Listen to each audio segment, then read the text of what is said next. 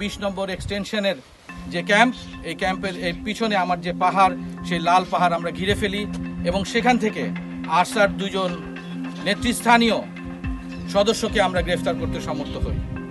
তাদের কাছ থেকে আমরা বিপুল পরিমাণে সামরিক সরঞ্জামাদি, grenade, hand grenade, rocket propel rifle grenade, দেশি অস্ত্র, বিদেশি রিভলভার, প্রায় 13টি আমরা ককটেল এবং হ্যান্ডমেড গ্রেনেড আমরা উদ্ধার করতে সমর্থ হই। আমাদের সাথে ইতিমধ্যেই সেনাবাহিনীর সহায়তায় সেনাবাহিনীর একটি বম ডিসপোজাল টিম আমাদের এখানে উপস্থিত হয়েছেন। আমরা এই আইনানুগ প্রক্রিয়ার মাধ্যমে এই সকল বিস্ফোরক এবং অন্যান্য যে সরঞ্জামাদি আমরা উদ্ধার করেছি সেগুলোর বম ডিসপোজালে আমরা যাব। এই ছিল এখানকার বর্তমান পরিস্থিতি। আপনাদের যদি কোনো বক্তব্য থাকে আপনারা আমার কাছে জিজ্ঞাসা করতে পারেন। আসামিকে গ্রেফতার করেছি, তাদের মধ্যে একজন হচ্ছে মোহাম্মদ আসানুর ওরফে সলিম মাস্টার।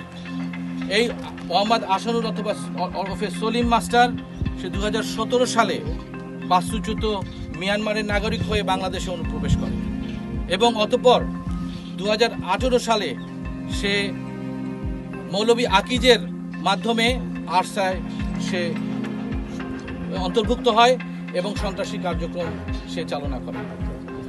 পার্শ্ববর্তী দেশের একটি জায়গায় সে ক্যাম্প কমান্ডারের দায়িত্ব পালন করছিল এবং আরসার সদস্য হয়ে সে বিভিন্ন অপহরণ এবং চাঁদাবাজির সাথে জড়িত ছিল। আমাদের এই আরেকজন যে আটককৃত অপরাধী তার নাম হচ্ছে মোহাম্মদ রিয়াজ।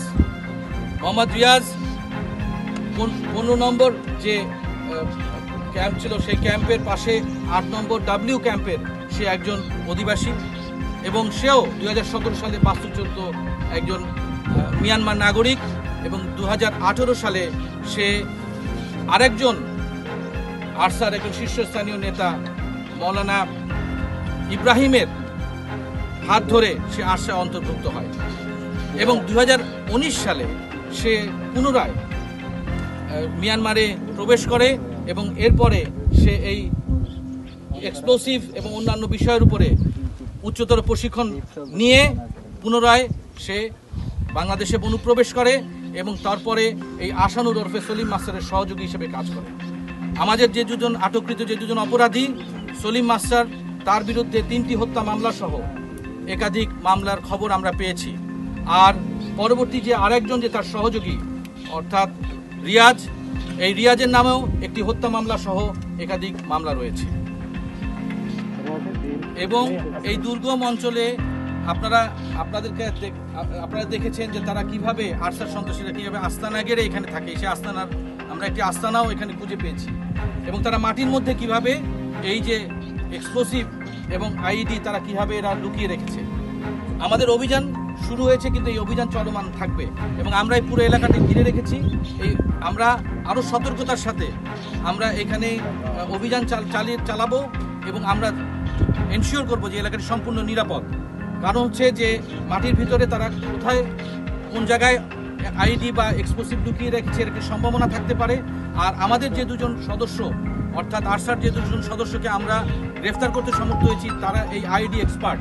সুতরাং আমাদের আশঙ্কা যে এই জায়গায় আরও এরকম ধরনের বা এর চাইতে অধিক ক্ষমতা সম্পন্ন কোনো আইডি কিংবা কোনো গ্রেনেড বা কোনো ধরনের এক্সপ্লোসিভ লুকানো থাকতে পারে। যে র্যাবের অব্যাহত অভিযান এবং ক্রমাগত নজরদারির কারণে আরসার নেতৃত্ব শূন্য হয়ে পড়েছিল এবং তাদের আমরা যে পরিমাণ আমরা গোলাবারুদ এবং তাদের অস্ত্রশস্ত্র আমরা গ্রেফতার করেছি তাতে তারা বেশ খানিকটা দুর্বল হয়ে পড়েছিল। কিন্তু পার্শ্ববর্তী দেশের যে অন্তর্ঘাতমূলক কাজ বা আমরা যেগুলো দেখছি প্রতিনিয়ত, সেই কারণে আপনারা বিভিন্ন দেখবেন আপনারা সেখানকার বিভিন্ন ক্যান্টনমেন্ট কিংবা অস্ত্রাগার লুটের একটি খবর আমরা পাচ্ছি।